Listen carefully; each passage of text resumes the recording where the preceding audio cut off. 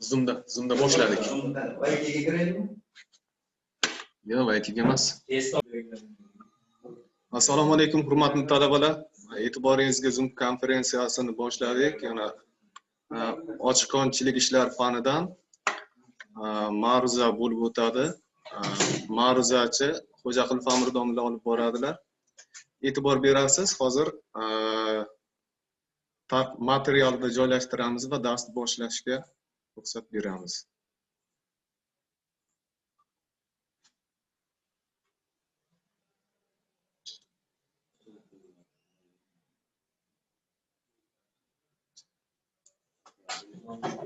Marhamat ustoz, boshlashingiz mumkin.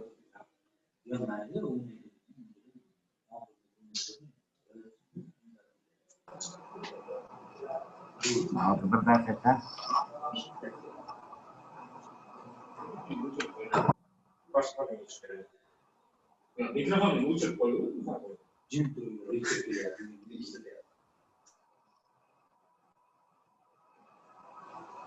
Boshlasak bo'ladimi, Nazmiddinjon? Odam soni ko'paymayapti-ku. Yo bir ikki kun sabr qilamizmi? Yo, boshlayveramiz. Odamlar qo'shilsa bu yoqdan ruxsat beraveramiz. Ustoz, marhamat, boshlashingiz mumkin. Avvalambor hammalaringizga assalomu alaykum, hurmatli tinglovchilar. Bugun mana Zomdan ochiq qon ishlari fani yuzasidan fanidan ma'ruzaviy holatni olib boryapmiz. Bugungi mavzumiz karyerlarda buldozer, skreper va bir cho'mishli yuklarning qo'llanilishi. Qazib yuklashda yordamchi ishlarni mexanizatsiyalash. Bugungi Zom darsimizni rejasi quyidagilardan iborat. Birinchisi, karyerlarda buldozer, skreper, bir cho'mishli yuklagichlarining qo'llanilishi holatlari. Ikkinchisi, quvvati bo'yicha buldozerlarning turlariga ajratilishi. Uchinchisi, erkin to'kadigan, majburiy to'kadigan va yarim majburiy to'kadigan g'ildirakli skreperlar. To'rtinchisi, qon massasini qazib yuklashda yordamchi ishlarni mexanizatsiyalashtirish. Mana hammalaringizga ayonki, xalq xo'jaligini buldozer, skreper, bir cho'mishli yuklagich ishlatilmaydigan bironta sohasi yo'q. Qayerda bo'lsa ham, qanaqa sanoat obyekti bo'lsa ham, hech bo'lmaganda o'sha obyektni bino inshooti, yordamchi xo'jalik qismlarini qurilish olib boriladi. Bu qurilish jarayonida nima ishlar amalga oshiriladi? Qurilish deganda hammamiz bilamiz, o'sha binoni tag qismi, devorlari va ustki va yopilish ishlarini amalga oshiramiz. Ana endi shu holatlarni hisobga olgan holda mana bizning konchiligimizda buldozer, skreper va bir cho'mishli yuklarni qo'llanilish holatiga e'tibor berishimiz kerak. Qo'llanilish holati deganimizda nimani tushunishimiz kerak? Qayerda va qanday samarali foydalanishimiz mumkin ekanligi. Chunki har qanday vosita, mana oddiygina gugurtdan tortib, mana magazindan borib sotib olishimiz mumkin bo'lgan narsa. Oddiy gugurtdan tortib eng katta mana samolyotga deb aytishimiz mumkin, yo poyezdlar deb aytishimiz mumkin, yo bo'lmasa mana dengizlarda suzuvchi kemalarni aytishimiz mumkin. Bular hammasi ma'lum bir qiymatga ega bo'lgan vositalar. Qiymati bor, qiymatsiz narsani o'zi yo'q.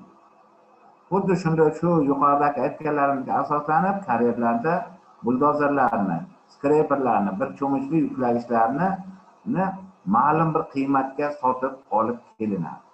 Ana endi bu ma'lum bir qiymatga sotib olib kelingan narsadan konda asosan hech qachon xo'jalik asosida ish yuritilishi, uni davlat subsidiyasiga qolib, yo bo'lmasa davlatdan oylik oladi degan narsadan yiroq bo'lamiz. Kon qanchalik rudani yo bo'lmasa foydali qazilmani ko'proq chiqarib sota olsagina o'sha konda samaradorlik, o'sha konda ish olib borilishi rivojlanadi. Ana endi mana shu holatlarni hisobga olgan holda, masalan, konga o'sha buldozer kerak emas, masalan. Uni sonini ko'paytirib sotib olishimiz ham konchini oldida ma'lum bir qiymatga ega bo'lgan mablag'ni yo'qotilishga olib keladi. Yo bo'lmasa scraper yoki bo'lmasa o'sha bir cho'mishli yuklagichlar. Ana shu konda olib boriladigan asosiy va yordamchi bo'lgan ishlarni olib borishimizda qancha soni kerak shuni. Avvalambor biz buni rejalashtirib olishimiz kerak. Chunki buni oddiygina hisobga oladigan bo'lsak, shu oilamizda ma'lum bir tadbir qilamizmi, ma'lum bir holatlarni bajaramizmi, oldin rejalashtirib olamiz. Qonun bitta oila. O'sha oilani byudjeti olinadigan narsalarga, masalan, qanaqadir qiymatlarga o'sha byudjetni ma'lum bir qismini sarflab qo'yib, osmonga qarab o'tirgan bilan ish yurib qolmaydi. Mana kechagina biz Surxondaryo viloyatida bo'ldik. Surxondaryo viloyatidagi Sharg'un ko'mir konini misoliga keltirishim mumkin. Ana endi Sharg'un ko'mir konini masalan oldingi 10 yil oldin ko'rgan holatimiz, 5 yil oldin ko'rgan va kechagi mana 11-noyabr kuni borib ko'rgan holatimizda tubdan farqlanish turibdi. Yangi texnikalar keltirilgan, ishlab chiqarish quvvati oshirilgan, ma'lum bir ishlar olib borilyapti. O'sha kon boshqarmasida ikkita yo'nalish asosida ish olib borilyapti. Konni tayyorlash ishlari direksiyaga yuklatilgan, konda qatish ishlari o'sha kondagi boshqarmaga yuklatilgan.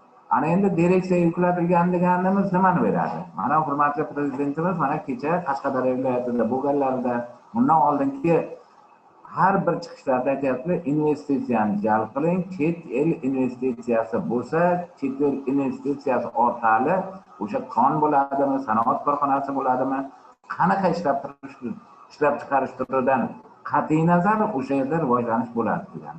O'sha yerda ko'rdik, mana Xitoyda ishlab chiqarilgan yangi rusumdagi buldozerlar, yangi rusumdagi avtogreyderlar, yangi rusumdagi o'sha yuklagichlar.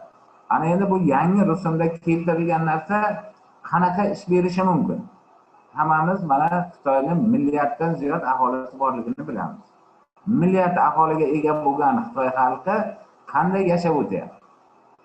Shunchalik tiqilinch joylari ham bor, ma'lum bir 9, 15, 20 etajli holatlarda kichik uylardan foydalanib yashayotganligini ham hammamiz mana televideniya, axborot vositalari orqali ko'rib boryapmiz. Xitoy xalqi hech qachon ortiqcha mablag'ni bir yerga sarflamaydi. Ana endi bu sarflamaydi deganligimiz sababi Xitoyliklar keltirib qo'shgan investitsiyasini samarali ishlatilishini ustida nazoratda turibdi. Ana endi keltirilgan texnika qanaqa hisobga olingan? Boya mana ma'ruzamiz oldida aytib o'tganimdek, o'sha buldozerni nima ishda bajarishi uchun kerak? Qanaqa hajmdagi ishni bajarish kerak? U hajmdagi ishlarni bajarish jarayonida qancha davrga kerak? Mana shu holatlarni to'liq hisobga olib, loyihalashtirib, rejalashtirilgan holatda o'sha narsa uchun qanaqa rusumi? Mana darsimiz boshida aytdik, buldozerlarning turlari edi. Qanaqa rusumdagi buldozerni olishimiz kerak? Qanaqa rusumdagi scraperni olishimiz kerak? Qanaqa rusumdagi yuklagichni olishimiz kerak?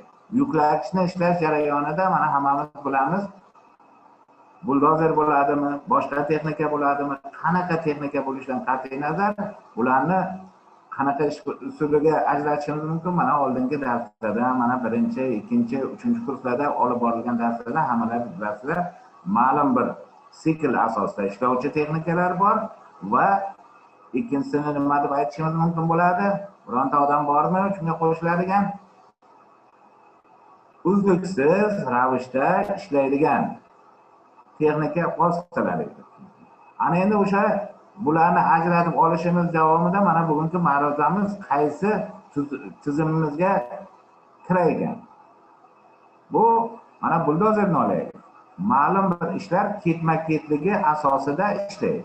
Scraperni olib qaraydigan bo'lsak, bu ham ma'lum bir ketma-ketlik asosida ishni bajaradi. Ana endi yuklagichlar ham ma'lum bir ketma-ketlik asosida. Ana endi bu ketma-ketlikni asosida bajarganligidan oldimizda nima kelib chiqadi bizning oldimizda? Bular siklli navbat o'sha ish operatsiyalarini bajaruvchi texnik vositalar ekanligini bilib olishimiz mumkin bo'ladi. Ana endi buldozerlarni o'zini ajratadigan bo'lsak, nechta qismga ajratishimiz mumkin bo'ladi? Buni quvvati bo'yicha ajratishimiz mumkin. Uni yurish mexanizmi orqali ajratishimiz mumkin. Buldozerlarni o'sha germetiklik holati bo'yicha ajratishimiz mumkin. O'sha buldozerning oldi va orqasiga qo'yiladigan uskunalar, qo'shimcha uskunalar orqali ajratishimiz mumkin. Mana hammamiz bilamizki, mana viloyatimizdan tashqarida va yonimizdagi qo'shni viloyatlardan kelib o'quvchi talabalar mavjud. Hammamiz bilamiz dizel degan so'zni. Dizel nima? Mana shu savolga ko'pchilik javob bera olmaydi. Dizel deganimiz mana shu buldozer deganimizda buldozer bo'lishligi uchun unga ma'lum bir uskunani qo'yamiz. Oldida suruvchi lopatasi, orqada o'sha qiruvchi ma'lum bir mexanizmlarni qo'yib, uskunalarni joylashtirsak, u buldozerga aylanadi. Ana endi o'sha uskunalarni hammasini yechib tashlasak, u dizel. Butun jahonda dizel degan mana mashhur kompaniyalar ham bor. Dizel deganimizda nimani tushunishimiz mumkin? Dizel yoqilg'isiga asoslanib ish olib boruvchi uskuna. Ana endi o'sha dizel yoqilg'isiga asoslanib ish olib boruvchi uskunalarni nechta turga bo'lishimiz mumkin? Oddiygina mana yurish mexanizmi bilan. Birinchisi, gusenisalik hammamiz ko'rib bilib yuramiz. Kichik, katta, o'rtacha har qanday holat aksini yo'lda, ko'chada, ma'lum bir sanoat obyektida, bir qurilish obyektlarida, mana konga amaliyotga borgan vaqtida o'sha kondagi ruda ombori, ag'darmalarda ishlatilish jarayonidan ko'rib o'tishimiz mumkin bo'ladi. Ana endi shu buldozerning ishini bajaruvchi o'sha oldida suruvchi mexanizmi bor, oyog'ida rezina oyoqlik holatlari bor. Bunaqa holatlarni qayerda ko'rishimiz mumkin? Bunaqa holatlarni o'sha rezina oyoqli dizel uskunasiga ehtiyoj bo'lgan konlarda, ehtiyoj bo'lgan sanoat tarmoqlarida ishlatilishi. Yana bunga qo'shilib yana nimani aytishimiz mumkin? Mana O'zbekistonda ham, boshqa davlatlarda ham harbiy salohiyat degan narsa bor. Harbiylarimiz tomonidan mana shu narsani rezina oyoqli holati ishlatiladi. Ana endi qadamlovchi buldozerlar. Qadamlovchiga ajratadigan bo'lsak, qadamlovchi deganda nimani tushunishimiz mumkin? Qadamlash nima uchun kerak? O'sha konda bo'ladimi, boshqa qurilish zonasida bo'ladimi, qanaqa ishlar olib boriladimi? Qadamlovchi deganligimiz uni yurish jarayonida ma'lum bir qiyinchiliklar chiqmasligi. Qiyinchiliklarni bartaraf qilishimiz uchun qadamlayapti u. Ma'lum bir qismi ko'tarilyapti, oldinga qarab siljib, ikkinchi qismi undan keyin ergashma holatda operatsiyalarni bajarib, bir joydan ikkinchi joyga ko'chishini ta'minlab beryapti. Bu qadamlovchini qayerda ishlatishimiz mumkin? Botqoqli, ma'lum bir yurish qiyin bo'lgan, mana tor boshqa holatlarga, mana ko'llarga yaqin bo'lgan joylarda. Chunki o'sha botqoqli joydan gusenisalik ham, rezina balonlik ham buldozerlardan foydalansak, uni chiqarib olishimiz juda qiyin bo'ladi. Qadamlovchi bo'lsa, o'zini o'zi yetaklashga ixtisoslashgan. Ana endi men skreperlarga murojaat qiladigan bo'lsak, skreperlarni deganda nimani tushunamiz? O'sha dizel uskunasini orqasiga qo'shimcha vositalar orqali bog'langan tashish, ma'lum bir masofaga tashishga asoslangan kon yo bo'lmasa o'sha xalq xo'jaligi ishlatiladigan uskunani tushunishimiz mumkin. Ana endi o'sha buldozer yo skreperlarni yo bo'lmasa yuklagichlarni. Yuklagich deganimizda nimani tushunishimiz mumkin? Yuklagich deganimizda o'sha buldozer yordamida, portlatish yordamida, ma'lum bir ekskavatorlardan foydalanish jarayonida yig'ilgan ma'lum bir massani bir joydan ikkinchi joyga jo'natish, ma'lum bir massani tekislash, joylashtirish, ag'darmalarda olib boriladigan ishlarni to'g'irlash jarayonlarida keng qo'llaniladigan yuklagichlarni tushunamiz. Mana xalq xo'jaligimizda ishlatiladigan yuklagichlar qayerlarda bor?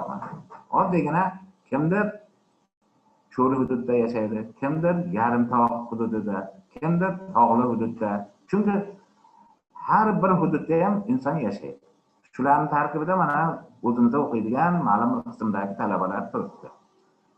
Cho'l hududdagi bo'ladigan bo'lsa, mana oddiygina dehqonchilik bor. Dehqonchilikning orqasida nimani aytishimiz mumkin? Mana oddiy g'alla. Shu g'allani ma'lum bir xirmonga keltirib to'kilgandan keyin yig'ilgan g'allani iste'molchiga yetkazish jarayonida o'sha yuklagichlardan foydalanadi. Ana endi yarim tog' hududida nima bo'lishi mumkin? Yarim tog' bo'lsa tog' yonbag'ri degan joyimizda nima uchun o'sha tog' yonbag'ri deymiz? O'sha yerdan ma'lum bir million yillar oldin daryo o'tgan bo'lishi mumkin. Ma'lum bir dengizlar paydo bo'lgan bo'lishi mumkin. O'sha yerdan mana bugungi kunda ma'lum bir daryolar tizimi oqayotgan bo'lishi mumkin. Ana endi u yerda tog'ning yonbag'rida aslida xohlaymizmi yo'qmi ma'lum bir suv havzasi bo'ladi. Ana endi o'sha daryolarning oqishlik holati bo'yicha mana oldin ko'rsatib o'tilgan geologiya darslarida hammamizga ma'lum daryolar qanaqa bo'lishi mumkin? Doimiy suv oquvchi daryolar, mavsumiy suv oquvchi daryolarga ajratamiz. Mavsumiy deganimizda o'zimizni yashab turgan hududimiz O'zbekistonda qaysi holatlarda bo'lishi mumkin? Tog' oldi hududlari, tog' yonbag'irlarida, yuqori tog' tizimlaridan bahor oylarida, mana bahor oyining tugashi arafasida ma'lum bir issiqlikning ko'tarilishi natijasida sellar paydo bo'ladi. Kuchli yomg'irli havo bo'lgan vaqtida ham o'sha yomg'irli havolarni yig'ilib, ma'lum bir o'zidan past bo'lgan hududga yo'naltirilish holati. Ana endi o'sha sel o'tadigan holatda nima bo'lyapti?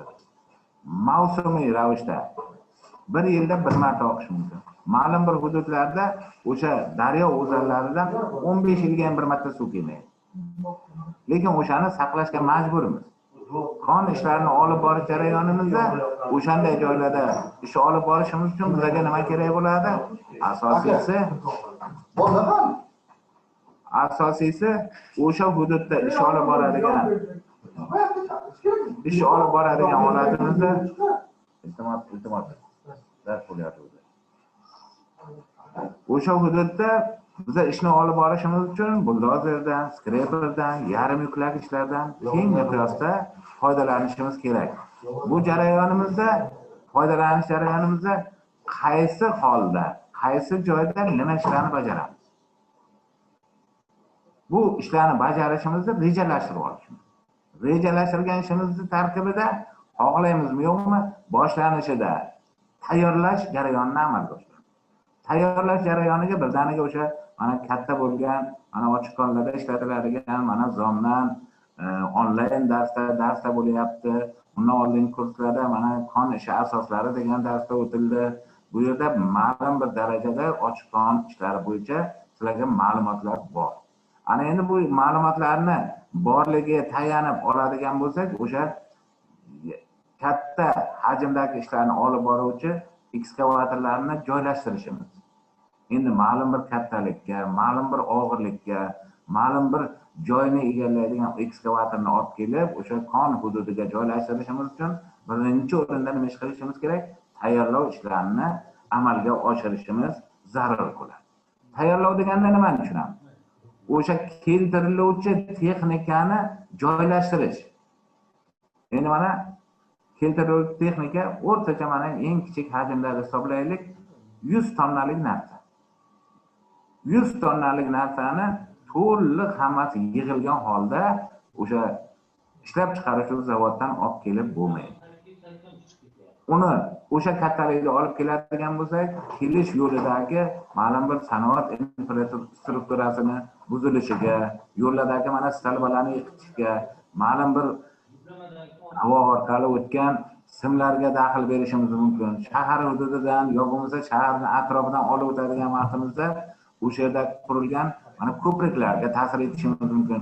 O'ta olmay o'sha yerda qoladi. Shu sababli o'sha tayyorlovchi tomonidan katta uskunalar ma'lum bir qismlarga ajratilgan holda keladi. Ana endi buldozer, skreper o'sha keltirilgan narsalarni joylashtirish yuklash o'sha but holatiga, ishchi holatiga keltirishimiz uchun joyini tayyorlab beradi. Ana endi o'sha joyini tayyorlash jarayonida nima ishlarni amalga oshiradi? Ma'lum bir balandlikda bo'lganini olib tashlaydi, ma'lum pastlik bo'ladigan bo'lsa o'sha joylarni ko'madi. Bir ish olib borish uchun kerakli bo'ladigan maydonni tayyorlab beradi. Ana endi bu maydonni tayyorlash uchun buldozerdan, skreperdan, o'sha boyagi yuklagichlardan keng miqdorda foydalanadi. Ana endi tayyorlov ishidan keyin o'sha katta uskunani olib keldik. Katta uskunani joylashtirdik. Ish boshladi. Bu ishlash jarayonida xohlaymizmi, yo'qmi, yoki yo'qotilish degan narsa paydo bo'ladi. Yo'qotilish qayerdan kelib turadi? Agar u uzluksiz ishlaydigan ekskavator yo bo'lmasa boshqa bo'ladigan bo'lsa, o'sha ma'lum bir konveyer tizimlariga tayangan holda yo'naltiradi. Ana endi bu konveyerdan konveyerga o'tib, ma'lum bir o'sha ag'darmaga yetib borgunicha xohlaymizmi, yo'qmi, u o'sha foydali qazilma bo'ladimi, qoplama tog' jinsi bo'ladimi, qanaqa narsani yo'naltiradigan bo'lsak, shu narsadan to'kilish holati barcha konlarda mavjud va bundan keyin ham bo'ladi. Ana endi o'sha to'kilgan narsalarni olishlik holatimiz. Nimaga murojaat qilamiz? Ma'lum bir masalan 3 tonna yo 4 tonna oddiy hovlingizga keltirib to'kadigan mana uyingizga chaqirsangiz bir mashina qum, yo bo'lmasa bir mashina shag'al, yo bo'lmasa bir mashina to'proq. Lekin ana endi keltirib to'kib bergandan o'sha sizga kerakli joygacha olib borganingizcha xohlaysizmi, yo'qmi, qo'l mehnatiga murojaat qilasiz. Bu oddiygina 3 yo 4 kublik narsa. Konda qo'l mehnati bilan 200 yo 100 odam bilan o'sha qudratli texnika bajaradigan ishni 100 dan 1 qismini ham bajara olmaydi.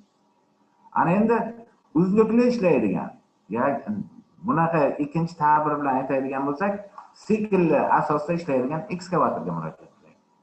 Ana endi siklli ishlaydigan ekskavatorga murojaat qilganimizda, buni izidan ham kelib, uni tashib, chiqarib, anaqa qilishga, ma'lum bir ishlarni yo'naltirishga nimadan foydalanamiz? Bunda ham siklli transportga.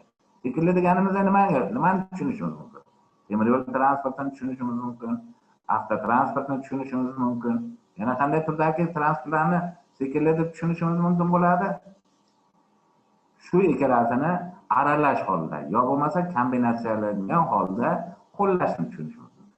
Ana endi bu qo'llashimizda buldozer, skreperga va yuklagichga qachon murojaat qilamiz? O'sha ekskavator tomonidan o'sha avtomashina yo bo'lmasa temir yo'l transportiga yuklashimiz jarayonida ko'pchilik hollarda 10% gacha, o'sha masalan bir kunga 1000 tonna chiqariladigan bo'lsa, 100 tonnagacha narsa o'sha atrof muhitga sochiladi. Sochilish jarayoni nimadan kelib turadi? Bu biron joyi teshikligidan yo bo'lmasa o'sha ekskavatordan holatidan kelib chiqmaydi. Sochilish jarayoni birinchisi o'sha texnikada ishlayotgan ishchining kvalifikatsiyasidan kelib chiqadi. Masalan, kunduzi keldi, 5-razryadli ekskavator ishladi. Ana endi ekskavatorchi ishlatdi, uni ishlash jarayonida 30 tonna to'kilish paydo bo'ldi. Kechqurunga kelyapti, 4-razryadli ekskavatorchi yuklash ishlarini bajaradi. Uni jarayonida o'sha 30 yo 40 emas, 60-70 gacha ko'tarilishi mumkin. Bu hayotiy vaqt talab qiluvchi, o'sha ma'lum bir tajribaga ega bo'luvchi insonlarni tarbiyalashimiz, o'qitishimiz, konchilar tomonidan shu ishlarni amalga oshirishimiz konchi uchun asosiy vazifa ekanligini keltiradi. Ana endi oddiygina buni orasidan kelib chiqadigan bo'lsak, yuklash jarayonida ekskavatorchini mana ma'lum bir razryadini farqlanishini ko'rib o'tdik. Ana endi temir yo'lda o'sha vagonlarni ekskavatorga mana rus tilida aytganda padavat qilish, ekskavatorga joylashtirib berish, uzatish ishlarini bajaradi. Ma'lum bir komanda bo'ladi, o'sha bajarishni joyiga keltirib, ma'lum bir joygacha keltirib qo'yib beradi. Ma'lum bir ikkinchi komanda keladi, o'sha narsani joylashtirishda 1 metr yo 1,5 metr oralikda farqlanadi. Ana endi ekskavatorchi oldingi sostavga yuklaydigan sharoitida qanaqa bo'lyapti, tasavvur qilishingiz mumkin va keyingi sostavni olib kelgan o'sha joylashtirib bergan holatida. Ana endi ishchi sikli deganimizda nimani tushunishimiz mumkin? O'sha ma'lum mumkinmi? Ustoz.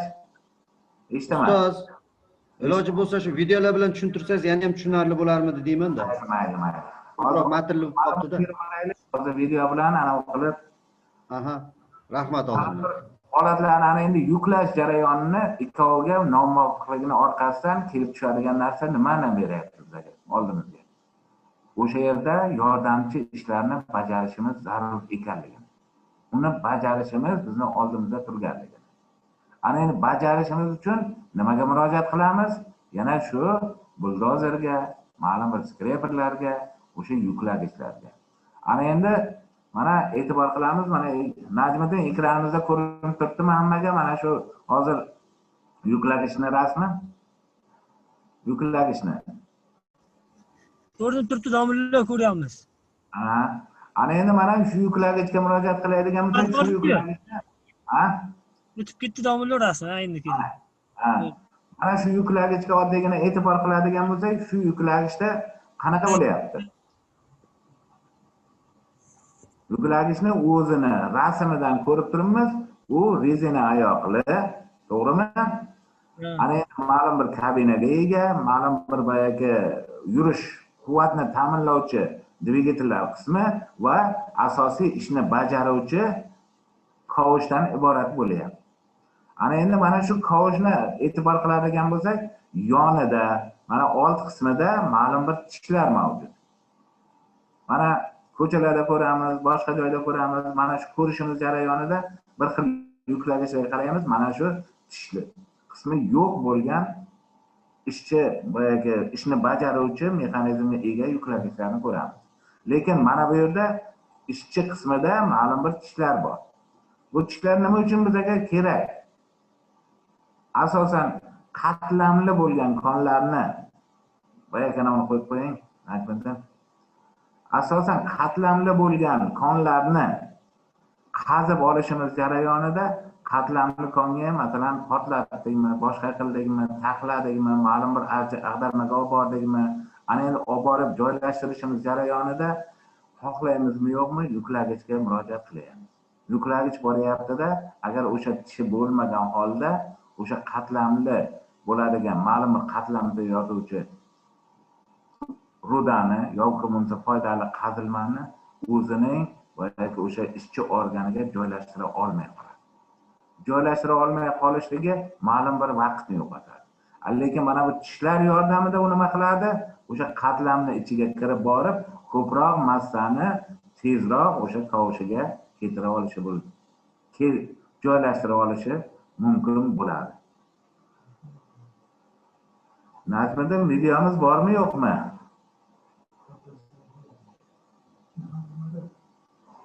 Najmiddin. Mana eshitaman ustoz. Videomiz bormi yo'qmi? Videorolik hozir ana Moodle platformasiga joylashtirganmiz. Dars bo'yicha o'sha hozir videoroliklarni ham joylashtirishga harakat qilamiz. Marhamat, ungacha kimda savollar bo'lsa, savol berasizlar, ungacha biz videorolikni ana sizlarga taqdim qilamiz. Savollar bo'lsa marhamat.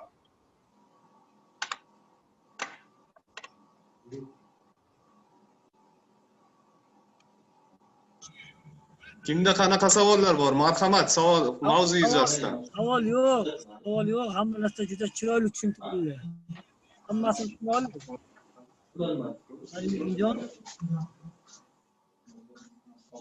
Hurmatli tinglovchilar, mana hammalaringiz xabarlaringiz bor. 16-noyabrdan boshlab mana an'anaviy shakldagi darsga o'tish degan narsa to'g'risida endi mana axborot vositasini hamma turida gap bo'lyapti. Mana Moodle tizimiga ochiq kon ishlari bo'yicha ma'ruzalar, amaliy mashg'ulotlar, o'sha ma'ruzalar asosidagi testlarni joylashtirdik. Lekin o'sha testlarni ishlashlik jarayoni juda sust darajada. Mayli onlayn tizim, yomonlaymiz, onlayn ma'qul emas, onlayn boshqa. Hayotimizni o'zi o'sha onlayn tizimga majburlayapti. Hozir kunda masalan bir ishlab chiqarish korxonasiga borsangiz ham sizdan test olaman deydi. Oldin test degan narsa faqat oliy ta'limda yo boshqa joyda degan fikrlar bo'ladi. Marhamat, videoni hozir qo'yib beramiz talabalar. Mana shu turishida hozir Najmiddin saqlab turing. Mana scraper vositasi.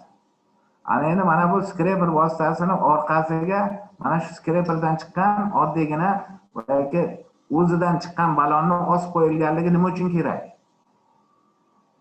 Yo orqasidan surib buldozer bilan ma'lum bir narsaga yordam qilgan vaqti qattiqroq tegib boyagi shapyorni uyqusidan uyg'otib olmaslik uchun emas, boshqa holatda orqadagi texnik vositaga mana yuqoriga ko'tarilish jarayonini ko'ryapsiz. Ma'lum bir texnik sabablarga ko'ra bu orqaga ketib qolishi mumkin. Shu davrda orqada keluvchi anonga borib, qattiq borib tegmasligi uchun shunaqa balonlar vositalardan foydalaniladi. Mana hozir mana scraperda ko'rsatilgan holatida ko'ryapsizlar, pastki qismdan, tog' yon bag'rini pastki qismidan yuqoriga scraper yordamida mana buldozer orqadan surib kelib, yuklab chiqarib beryapti. Bu jarayonda mana fikslanadigan joylarni ko'rishingiz mumkin. Mana pastga e'tibor qilamiz, mana bu o'sha gusenitsalik holatlarini, mana o'shalarni olib chiqib, ma'lum bir chuqurlik, mana rus tilida aytadigan avrak zonalarni ham to'ldirish ishlarini amalga oshiryapmiz. Najmiddinjon, ana uni qo'ysak bo'ladimi videoni? Ma'lum bir 2 minut 1 minutga. Najmiddin.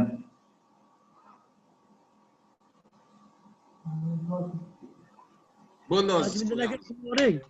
Videoni qo'yib yuboring. Ma'lum bir savollar tug'ilsa, savollaringiz bo'lsa tayyor bo'lingizlar. Marhamat.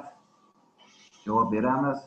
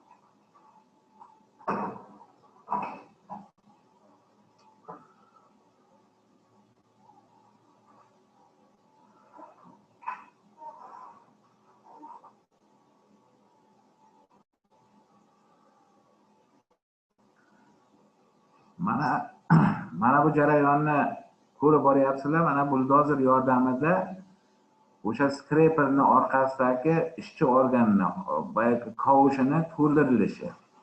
Mana bu videomizda mana tasvirlangan industrialniy Krim deyilyapti. Qrim davlatini hammamiz bilamiz. Hozirgi davrda yon qo'shnimiz, bunday olganda bizlar uchun hamkor bo'lgan mana Rossiya davlatida tasarrufida bu yerda trassani qurilishi. Trassa deganga nimani tushunamiz? Ma'lum bir yo'l, ma'lum bir ahamiyatga ega bo'lgan yo'lni qurilishi. Ana endi bunaqa trassalarni qurilishi nima uchun kerak bo'ladi zamonimizga? Ma'lum bir qon zaxirasini ochishimiz, o'sha qondagi zaxirani sanoatni boshqa tarmoqlariga, iste'molchilarga yetkazib berishimiz. Ana endi o'sha qon zaxirasini ochishimiz uchun nima kerak bo'ladi? O'sha transport vositalaridan foydalanish. Transport vositalarini yurishi uchun trassa kerak. Ana endi o'sha trassa deganimizda ma'lum bir kenglikka ega bo'lgan, ikki tomonlama yo'nalish mavjud bo'lgan keng trassalar.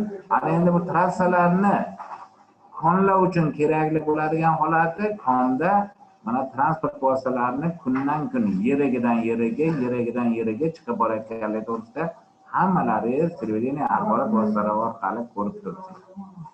Mana o'sha yerigidan yeriga chiqib boryapti deganligi mana oldin 25 tonnalik belaz chiqqan bo'lsa, undan keyin 30, undan keyin 35, undan keyin 45, 45dan keyin 75, 60, ma'lum bir modifikatsiya, ma'lum bir tonna holatdan kelib chiqqan holda o'shalarni joylashdi. Mana bugungi kunda qanchagacha kattalikdagi belazlar chiqayotganligi, belazlarni mana ma'lum bir tijorat reklama saytlari mana o'zimizni holati to'g'risida o'zimizni mana olib boradigan model tizimida roliklarni joylashtirdik. Ana endi o'sha belaz mashinasi bilan 506 tonnagacha yukni olish imkoniyati mavjudligi. Bu hozirgi dunyo miqyosidagi o'sha belaz zavodi tomonidan chiqarilgan eng oxirgi yuqori natija deb hisoblanadi.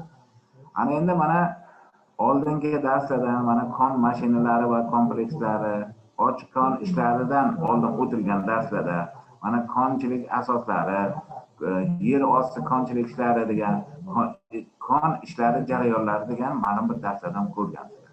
Ana endi bu jarayonlarni mantiqiy ochiq kon ishlari fani davomi va jamlangan holat. Bu jamlangan holatida biz nima qilishimiz kerak? O'sha oldingi kurslarda va yondosh fanlar natijasida olingan ishlarni umumlashtira bilishimiz kerak. Mana videoga e'tibor beradigan bo'lsangiz, mana bu yerda o'sha skreperlarni bir qancha turlar. Moaz rusumidagi, Altay rusumidagi, Kasensot rusumidagi va dizel asosli T130 markasiga biriktirilgan, T100 markasiga biriktirilgan, T170 markasiga biriktirilgan skreperlarning turlari. Va mana darsimizni boshlangan vaqtida aytib o'tdim. O'sha ma'lum bir rezina oyoqli, gusinistali, qadamlovchi holatlar.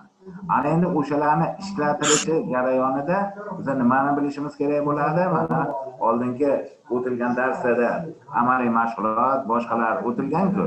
O'sha amaliy mashg'ulotlarda o'shani samaradorligi, quvvati natijasida biz o'shandan foydalanishimizda nimalarga murojaat qilishimiz kerakligi to'g'risida ma'lum bir fikrlarga ega bo'lganlar.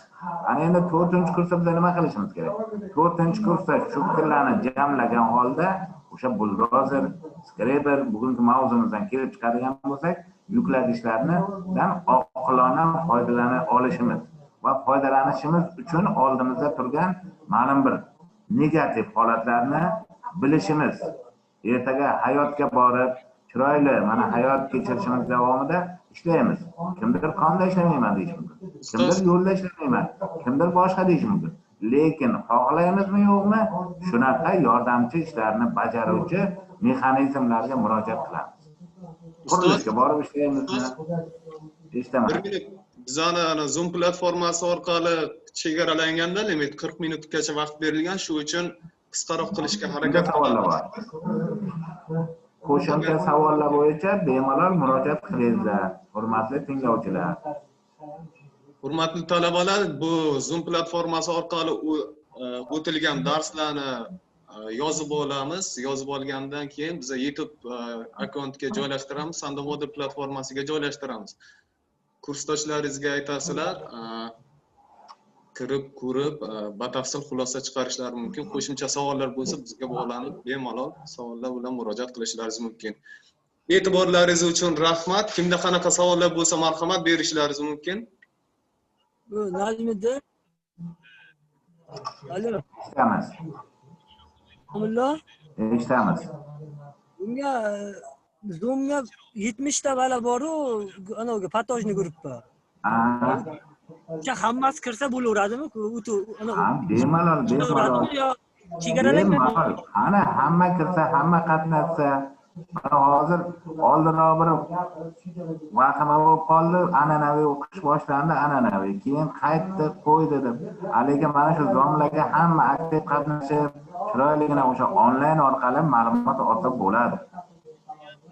Ana shunday qatnashib, chiroyligina bo'lsa hech kimlarni bezovta qilmaydi. Mana kecha o'tkazilgan majlis, mana bu oliy ta'lim va o'rta ta'lim maxsus va matbuot xizmati tomonidan berilgan narsalarni talabalarimiz hammalaringiz ko'rdingizlar. Tizimda qatnashish yo'q. Bola ololmayapti. Bola harakat qilsa oladi. Harakat qilgan odam onlayn bo'lsa ham o'qiydi, boshqa bo'lsa ham. Chunki bizani ajdodlarimiz bor. Ibn Sino bizani ana deymiz, Abu Rayhon Beruniy deymiz. Endi sanab borsak, endi mingdan ziyod o'zbek xalqini shu mana ota-bobolarimiz deb aytayotgan insonlar bor. Shular qanaqa holatda o'qigan? Oddiy bir chiroq, yo bo'lmasa oddiygina bir qo'l bola chirog'ning yorug'ida kitoblarni qancha kitoblarni yaratishgan. Shuncha imkoniyat bor. Talabalar nimaga kirmading desak, internet yo'q. Lekin internet bor, o'qish bor. Kecha kunduz o'sha Telegramda. Qachon qarasa Telegram. Nima uchun tizimga kirmading? Nima uchun mana uni o'qimaysiz? Internet yo'q ularda. Boshqa narsani yozishni biladi bir qilib. Qanaqadir narsalarni olib tashlashni qo'polroq qilib aytadigan bo'lsak, kuchuk shaylar rasmiga tikilishdan ko'ra o'qigan menimcha afzalroq bo'ladi. Savollar bo'lsa beringlar. Gapingiz to'g'ri, domilla. O'qiydigan odam onlayn ham o'qiyveradi, farqi yo'q. Bemalol o'qiydi. Ustoz, darsimizni yakunlaymiz. Hurmatli talabalar, sizlarga yana 11:30 da Nomdorov domlani ham Zoom platformasi orqali darslari qo'yilgan. Unga aktiv qatnashishlaringizni so'raymiz. Sizlar qancha qatnashdingiz? Taklif qilamiz 11:30 ga. Bo'ldi, domilla. Rahmat e'tibor uchun hammaga. Sog' bo'lingizlar, salomat bo'lingizlar. Sog' bo'ling. Najmiddinjon, sog' bo'ling.